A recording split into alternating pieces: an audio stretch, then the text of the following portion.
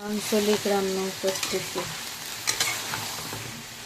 মা চাষিরা যেভাবে মশলা বেটে একবারে রান্না করি সেইভাবে রান্না করি।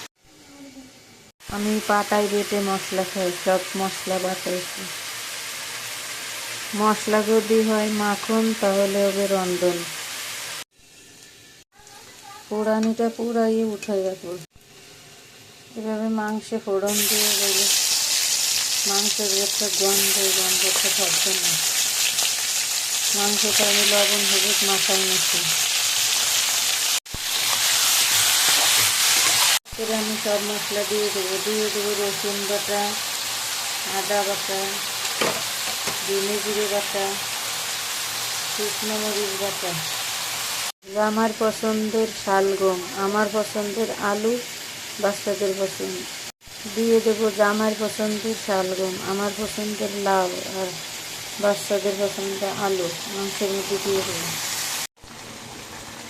গোস্তটারে অনেকক্ষণ ডক করে কষাইছি, তারপরে গরম পানি দিয়ে ডেকে সিদ্ধ করে নিলাম।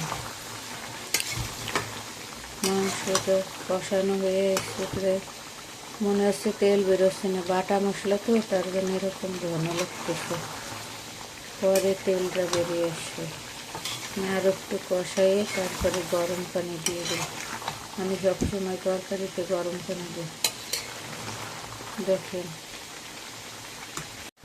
তরকারিটা ঢেকে দিই, তারপরে আমি ভাজা মশলাটা আর পেঁয়াজের ফোড়ানিটা বেটে নিচ্ছি।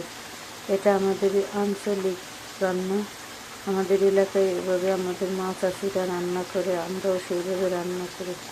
এভাবে দিলে তরকারির স্বাদটা অন্যরকম হয়। আপনারা একবার দিয়ে দেখবেন। পুরোটারে আর তরকারিটা তুলনে মশলার সাথে একেবারে ডক মতো কষাইয়ে নিচ্ছি।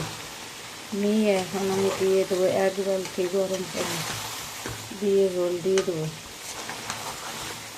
এই যে একেবারে ডক মতো কষানো এসে সালুনটা কষানো হয়ে গেছে। এখন আমি দিয়ে দেবো 1 বালতি সুরোর পানি। 1 বালতি সুরোর পানি দিছে।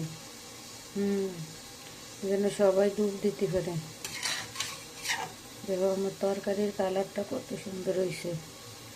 শুকনো মরিচ বাটা দিছি, বুঝতে হবে। আরে এই বড় রান্না যে কার হতে যাবে না, টেনশনে পড়ে গেলাম। রান্না কি আমিই খাবো নাই ব্যাটারেই দিব, বুঝতেছি না। ঝোলটা ফুটে উঠছে, এখন আমি দিয়ে দেবো সেই আমার বাটা মশলাটা।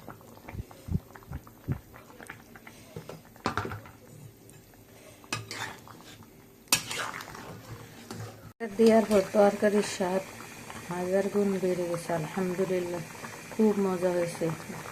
দেখেন আমার তরকারির লুকটা কত সুন্দর।